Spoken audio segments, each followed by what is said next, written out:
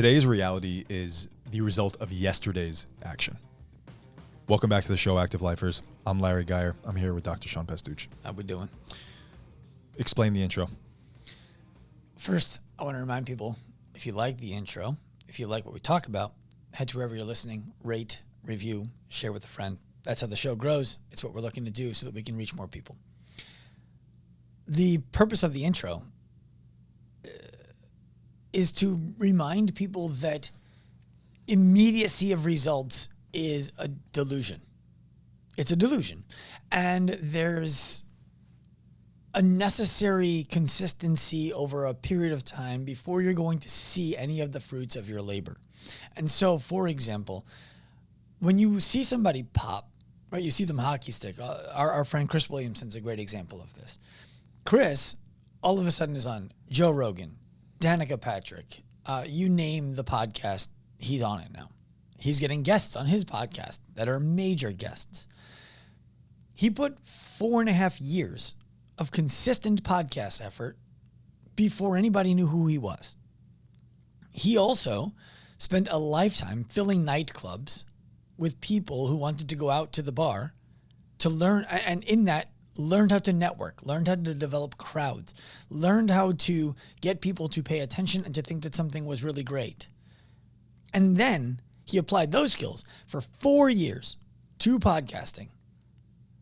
And all of a sudden, everybody knows who he is. Modern Wisdom Podcast. That didn't happen overnight. He wasn't like, oh, you know what? I'm going to start a podcast and I have a bunch of YouTube subscribers, so it'll be successful right away. When we met him, he had 100,000 YouTube subscribers and nobody was listening to his podcast. I remember him telling me 2.5, probably almost 3 years ago now. Yeah, man. So, I'm just starting to really take this podcast thing seriously. Right. And today he has more opportunity than he knows what to do with. And he earned it. Yeah. And if I don't want to make this whole thing about Chris Williamson, but he's a great example for this thing. If he was like, oh, I've been doing 3 podcasts a week for 6 months and listenership still isn't what I'd like it to be, I guess I'm going to shut it down. He doesn't end up on Joe Rogan. Yeah. He doesn't end up interviewing Neil deGrasse Tyson, Jordan Peterson twice. Like, he had to have so much faith in himself and in the conviction of his actions to spend, what do you say, $50,000 to fly to San Antonio to interview Jordan Peterson on a soundstage. He doesn't get paid more because he did that. It's the faith that investing in that today will result in attention that I want tomorrow, which I can monetize. What are we talking about? You're creating irrefutable quality. Irrefutable.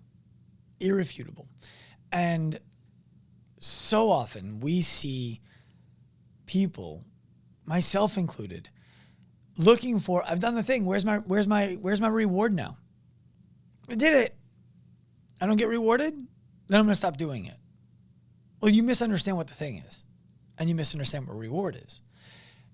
I believe what I've learned over the years, and I'm continuing to learn. It's still, like Chinese water torture through my thick skull, getting there. Is the reward of consistent action is that action takes less energy to put in consistently. It's not the money. It's not the attention. It's not the network. It's that doing that action becomes easier and easier to do once you've done it. And I'll give examples for me.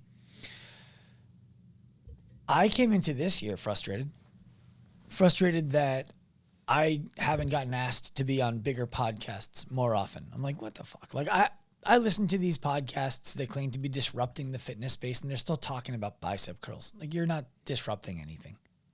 You're not. And I'm like, when I want to go on, like, oh yeah, well, there's nothing really there for us to talk to you about yet. What does that mean? That's how I felt at the beginning of the year. I'm like, what do you mean there's nothing there? Like, and so I stopped. I asked Chris, going back to Chris, about a year ago, how do I get on more podcasts? And he gave me a strategy. He said, start reaching out to them yourself. Nobody else reaches out on your behalf. You reach out to them. Tell them what it is that you love about their show. Tell them why you think you could bring value to their show. Tell them why you would be privileged to be on their show and why you would take it seriously and all of these things. And then expect to get shut down a bunch, and some will say yes. I started doing that. And after about 5 months of doing that, I was like, nope, it's not working. I'm not doing that anymore. I was extremely frustrated, and the chip on my shoulder was growing. Right? I started making the mental list of podcasts who I will allow to pay me in the future to have me on, if I so please, when they ask. And then I was like, you've done something for 5 months, man. Do it better. And so I started asking better questions of different people, and even some of the same people, and I got different results. And what started happening was I had to lean into the parts of me that are uncomfortable in order to get any kind of tangible, measurable result, which were things like, I don't like asking for help. I'm good to go out and ask the podcast host to have me on and tell them why I think I'd be a great guest, because that's advocacy for me. Going to a friend and asking them to advocate on my behalf risks their trust with a third party, says to them, I don't believe I can do this alone, and puts me in a vulnerable place. Mm-hmm. So I avoided it. Then, when people started asking, is there anything I can do to help you? You've been so helpful to me. Gabrielle Lyon was the first. I said, you know what? Yes. Yes. I would like to be on more stages. I would like to be on more podcasts. If there's anybody who you know who you believe I could be a fit for, please help me connect with them. And she did. And some of those people I've been on with already. Some of those people have been non-responsive. And some of those people I'm scheduled to be on in the future. And when I've gotten on with those people, it's been the same thing. Deliver for them, where at the end of the podcast, they're like, that was not the show I expected to have with you. And I'm so happy it went that way. I got to stop having that be the expectation coming in, right? But then I ask, how can I be more helpful to you? And what they're now starting to say is, would it be cool if I introduced you to some other podcast hosts who I think would be interested in interviewing you? Definitely. And so the thing about that is I would not have been able to figure out, okay, I need to change strategy a degree to go from me reaching out to the person directly to me reaching out to the person who has trust of the person already to ask them for the introduction. Mm-hmm. And then I need to swallow my pride and ask for help. Yep. It's the same strategy that Chris gave me, executed in a slightly different way because of who he is and who I am. There's something just very simple for somebody to say yes when you have 100,000 YouTube followers. The expectation that they have is that you're going to be able to grow their reach. Yeah. When people look at mine, they don't look at me as Active Life RX with 67,000 Instagram followers and Active Life Professional with 21 and me with 10 and our YouTube channel with 10,000 and all that. They don't look at so that. If I could challenge that, I can only assume that Chris gave you a strategy that he used to get where he is. No. The strategy he gave me, I believe, was after he had developed the awareness that he existed on YouTube as a result of being on the TV show that he was on for Netflix or whatever network. And I don't think it was Netflix, but it doesn't matter. Understood. But to his credit, nobody of substance was wanting to interview the guy who was on Big Brother UK. Mm-hmm. Like you don't love that show? Right. And I don't even know if that's what he was on, but you know what I mean? Like whatever show he was on. That's not where someone's like, oh, let me ask that guy important things about masculinity, femininity, and life. Mm-hmm. No. So I think the strategy I had to deploy was slightly different than his because we were starting in a slightly different place. Mm-hmm. And I'm still, like, I got connected to somebody last week who I got direct connected on a dual text thread. I started texting with them and then they went cold. No response. And I'm like, what the fuck? Like, for a moment, went back to my mindset of 6 months ago. These people don't care. They're not really into it. Fuck them. And then like 2 days later, this person texted me, "Hey, I'm sorry. I've been super busy. I meant to get back to you and I forgot. I apologize. Can we get together next week?" Yeah. So it's all of that. And we see it with coaches and with gym owners, less so with individuals who are dealing with our RX department. I think that for them, it's a much more omnipresent, I need to solve this problem, and I have tried everything else and it hasn't worked. For the gym owners and the coaches who we work with, there is I haven't tried everything else. And also, was it really that bad before I enrolled with you? I could kind of do that again. And the thing that I see all the time that drives me crazy, that has me wanting to grab people by the shirt and just put them up against the wall and be like, with a mirror in front of their face, this is who you are. This is who you said you wanted to be. It's time and consistent effort compounding to do that. You don't do something today and then get a result tomorrow. What are some ways that people can start changing the way they think about and commit to their action so that they can start behaving in this different way? And maybe what are some of the things that people need to become aware of in order for them to do that, other than what we just said? Yeah, well, what are some things they could bear in mind to make that easier? I think they can start to adopt a billionaire's mindset in their own life. And when I say a billionaire's mindset, what I'm describing is all of the things that you would say a billionaire does that are deplorable. The idea of they try things, and if it fails, who cares? It's not their problem. It's everybody else's problem, right? That seems on the surface, when you say it like that, like a terrible thing. Like, of course it's true. They tried to start this business. It wasn't successful, so everybody who had a job there now is unemployed, and the city where they opened it has a big vacant building, all this stuff, and they're still a billionaire, right?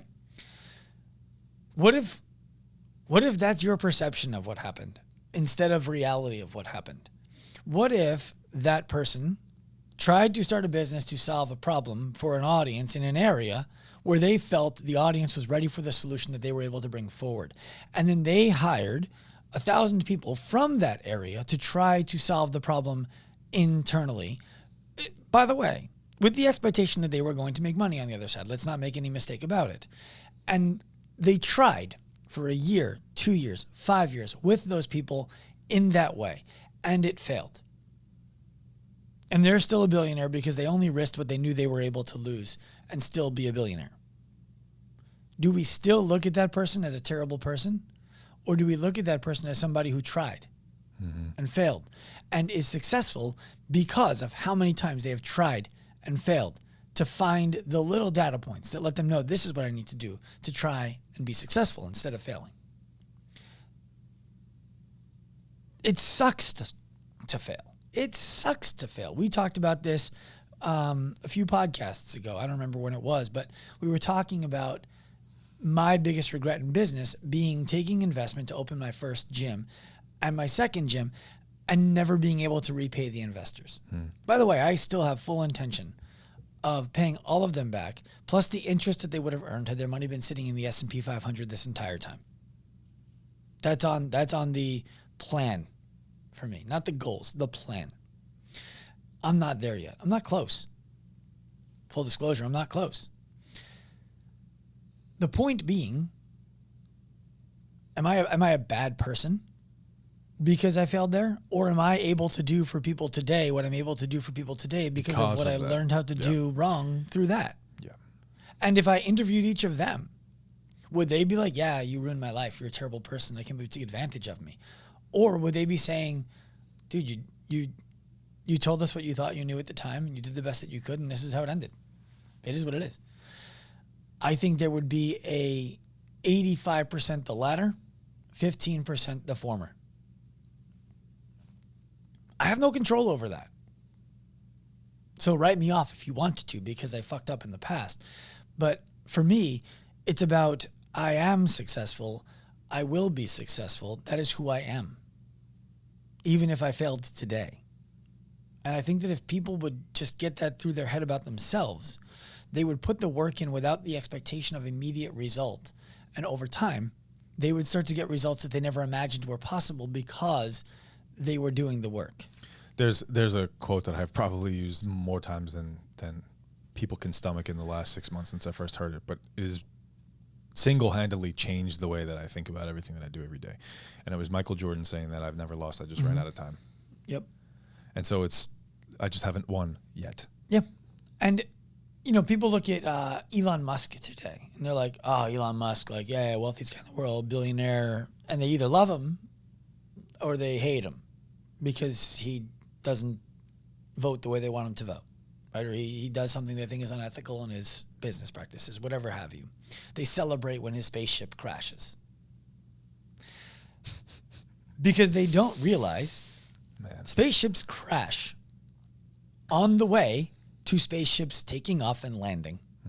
Crashing is a part of the iterative process. There is a reason why there wasn't a person on the spaceship. Yeah. Right? And there's a reason why babies don't sprint across the room first try. Yeah. And if you look back at his exploits with Tesla, he had to take a $30 million investment to save the company.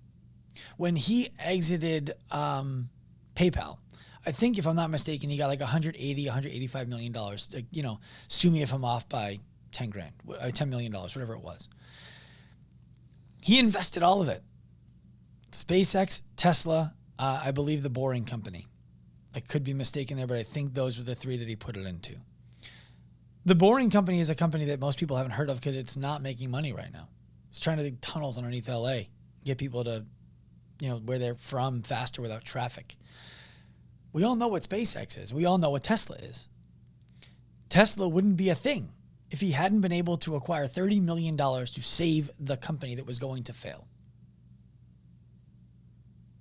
Now it's the number one car maker in the world, and its stock is traded at like 14x all the other car makers combined. How does that happen? How does that happen? If he stopped when it wasn't going well, we're not there now. But he had absolute faith that the work he was putting in was going to produce the result that we haven't even seen yet. We think he's successful now. He probably looks at it and says, I've had some success. Right. How am I still this far away from Yes. what I'm looking for? Yes. Yeah. And, these are the conversations that I have with our most successful business owners who we work with. Is a reason why they work with us is they look at the success that they believe I have had. And they say, I want success like that. They look at the success that they believe you have had from a coaching perspective. And they say, I want that kind of success.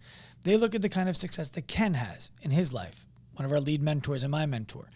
And they say, I want the kind of success that he has.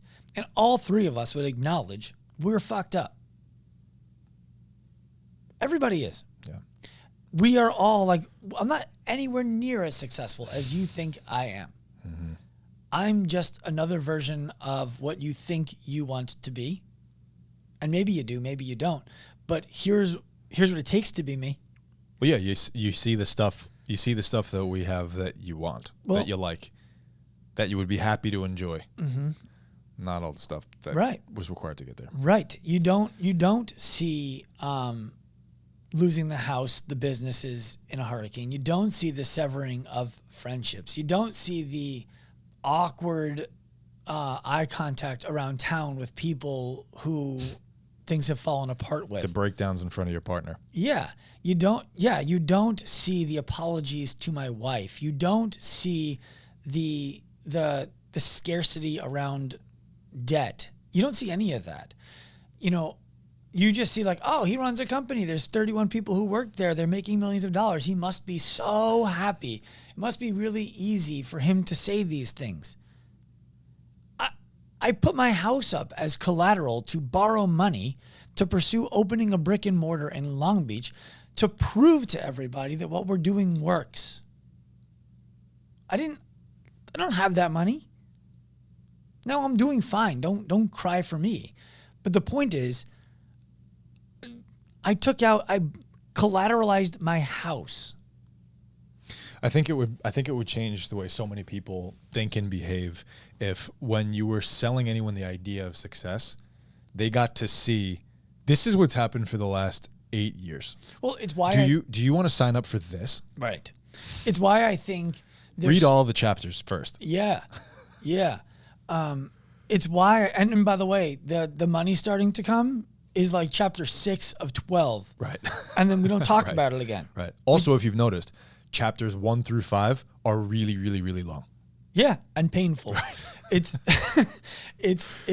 I mean, like, look, he's sitting over there. He's not really paying much attention. He's on his phone and, clearly paying. Give that camera a 180. Yeah, give it a 180. No, okay, fine. But I remember the day that I destroyed my third relationship. Didn't really destroy 3 relationships, but I 1.5, and I wasn't alone in it. But anyway, I remember the day I went to him and I was like, hey, so I'm going to be leaving the clinic and the gym after, because his income was predicated on us making money. Because to his credit, he went all in on what we're doing at Active Life. And I told him, I'm leaving the clinic. I'm leaving the gym. The online business is going to be me full time. I would love for you to keep helping me with it. And he had seen me split with my first business partner at the gym. He had seen me split with my business partner in the event company that I was operating. Split with the business partner who had finally, with me, achieved some semblance of success in our clinic and in our gym. And he was like, there's a common denominator in all 3 of those splits. Are you sure this is the thing you want to be doing? Yeah. Like, he can speak to it, and he was in it with me. So the first 5 chapters are long. There's a lot of lessons in those first 5 chapters. Chapter 6, we make some money. And then chapter 7 through 12 is pain again, trying to figure out how to grow the reach. It's pain again. And the reason that it's pain again, by the way, is because there are values that we live by that necessitate we grow in a very specific way, that we omit the opportunities to grow in other ways. You will not see us making promises and offers that seem too irresistible to be true that you feel like an idiot if you don't buy them.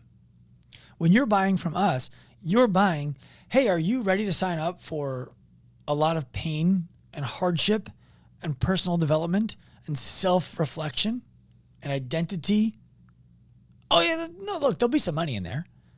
But you have to do that other stuff first. I sent a prospect that I'm talking with a bunch of screenshots of what happens on the inside of our community yesterday. And I sent her 12 screenshots of what students go through, what they share. And I told her it would be too easy for me and too cheap of me to send you a bunch of screenshots of money wins. Mm-hmm. I'm not sending any of those. Mm-hmm. I'm sending a bunch of these so that you could decide whether or not you're interested in what it takes for all of the money wins to happen. If you want to see those for proof of concept after, I'm happy to show them too, but I'm not sending you any of those. How'd she respond? She hasn't responded yet. She hasn't seen them. Mm-hmm. Well, to that same note, but that's the angle we're talking about taking. Yeah. Like, sign up for this. If you're okay with this, your likelihood of making the money that you want is greater. Yeah. Well, we have a client. Shout out to Brad. Brad, let's go. Yeah, Brad McKee. We were recently talking about he enrolled in ProPath back in, what year are we in? 2023. So he enrolled October 2021. By February, I think it was, he wanted to cancel or pause. No, it was cancel or get some answers from us because we had underserved him. And he was right. So his input helped us to develop, we need direct mentors who are dedicated to providing support and success for these gym owners. His faith in us, his unabashed feedback to us about what he needed if this was going to work has led to us changing the company and has led to him when we ask, how are things going for you in the business? What's the best thing about what's going on in your business right now? And what's the worst thing? Think about how much he believed in what we were capable of. that he was willing to share. He didn't have the money to enroll when he did Like the greatest compliment that you can give someone is expecting more of them. And he did that for us. Yeah, that's true. If you ask him, what's the best thing that's happened in the last year plus in your business since we had that conversation, he would tell you it's been the best year of my life personally and the best year of marriage of my life. Nothing to do with the money. He didn't share the money first yet. No. And by the way, I don't think he would mind me talking about this. His worst month this year, 2023, is 50% better than his best month in 2021 financially. He didn't talk about the money. He's making plenty of it, but the money is the result. The money is the result. It's like a symptom. The coaching world is just craving Advil for their pain. They're craving Advil for their pain. Money is Advil. Or the pain is the symptom, right? They're like, I need to alleviate this pain, and money is the solution to alleviating this pain. That's also what they're being encouraged to believe. Because it's the easy way to get somebody to buy. Yeah. And if you promise somebody, do this, you're going to make more money, they buy. That's how it works. We need people who will take Advil today, because we understand that you need to have some of that pain resolved. So we'll talk to you about money and how you can make more, with the understanding that it is only sustainable if you become a different person, and we'll help you do that. That is taking Advil so that you can go get the physical therapy. Mm-hmm. We're both. And there is too much out there that is just Advil. And that leads to people looking for Advil. It leads to people starting to do the thing for a month, 2 months, 3 months. Yeah, I'm going to do it. I understand now. I'm going to do it. They're hyped up. Yes, thank you so much. Let's go. Can't wait to get after this. I need to cancel or pause because I'm not making money. Dude, you weren't supposed to make money yet. You haven't earned it. People still know you as the person that you were a month and a half ago. Not that much has changed. You're going to need to show up as somebody different for a long enough period of time that people forget who you used to be. Yeah. Or that people remember who you used to be, identify who you are, and say, how do I do what he did? Admiration and respect. Yes. Stop looking for the immediate result. It's not getting you anywhere. I'm going to go ahead and say turn pro. I hope you enjoyed this episode of the Active Life Podcast. Please remember, give us a hand, rate it, review it wherever you listen to shows.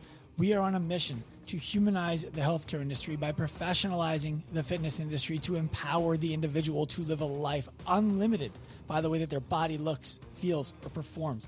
If you are inspired by that mission and want to jump on the wagon, find us anywhere.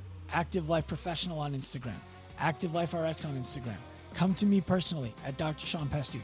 We want to welcome you onto the train. We want you to be a part of the mission. We want to offer you the opportunity to pursue this right alongside us. We're inspired by your effort, and we hope to help you in your journey.